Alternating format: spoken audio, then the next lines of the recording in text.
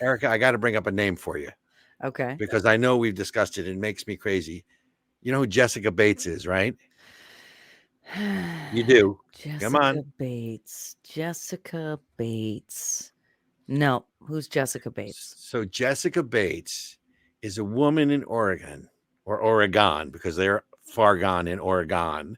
Oh, Who that was good. she That was wanted good. to she wanted to adopt through the local adoption agency. She had four children of Yes. her own. Okay. Husband dies in a car accident. They go through grieving. They want to go adopt a baby. And guess what? The foster care system in Oregon said to her, No. says you are not fit to adopt a child because of your Christian values. Wild. Wild? Wild. Wild doesn't begin. I mean, the outrage, and basically what they said is because she would not support, based on her religious views, Mhm. gender affirming, that whole division, elitism, inclusion that they Mm. call diversity, Yes, equity, and genital mutilation and chemical right. castration, I believe, are the terms you're So I looking have a for. question for you. Yeah, right, exactly. So, Yeah. but is this really not now formally, right? Wokeism, the new god of wokeism, right? This is what Yeah, this is, right? And you have to pay homage at the altar of the new god of wokeism. correct. But is that not really a war on religion? If this woman, because of her religious value, faith and values, right, cannot be approved through a state agency to adopt a foster child. Well, this is how they do it, Robert. Okay, they will tell you, this adoption agency, these state agencies, they'll tell you they don't discriminate based on religion, right? Because technically, there's nothing in their bylaws or their rules that says, we can't adopt to religious people or whatever.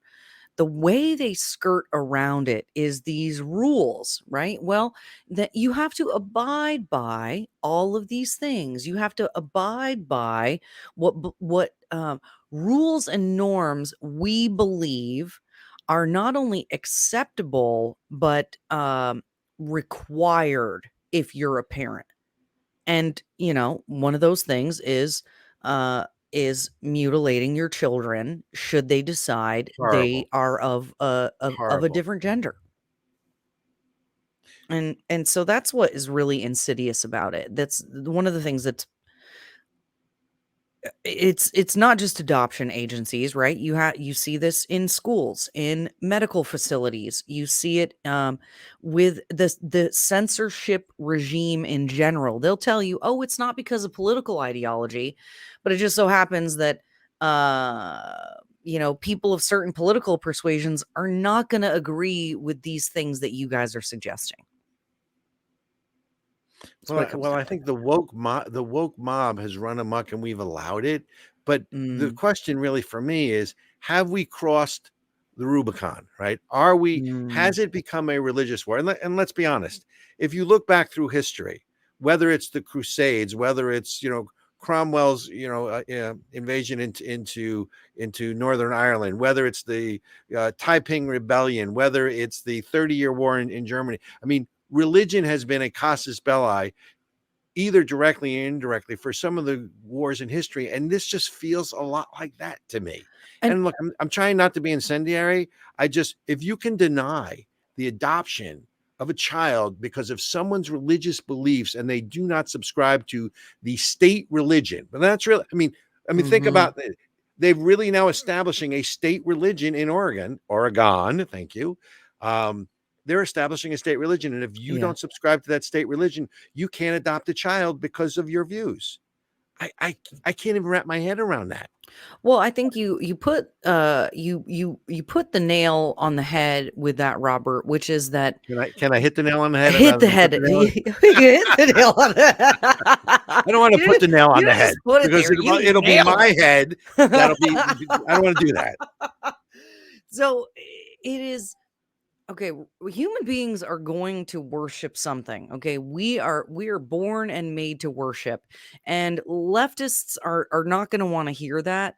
But the evidence for it is that their vehement denial of a deity, of an actual God outside of themselves, they have developed instead a God that we call wokeism, right?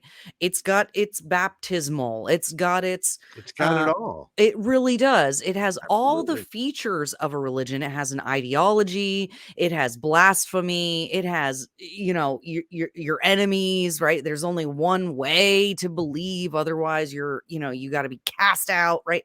It has all the same rules.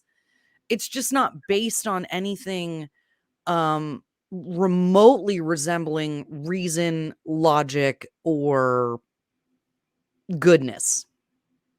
Well, it certainly doesn't have goodness, but to the people that I've spoken to, it has logic. Well, no, it has feeling to them. It doesn't have logic to them. I mean, Mm, essentially, what you're talking about is a secular God yes. or an atheistic God.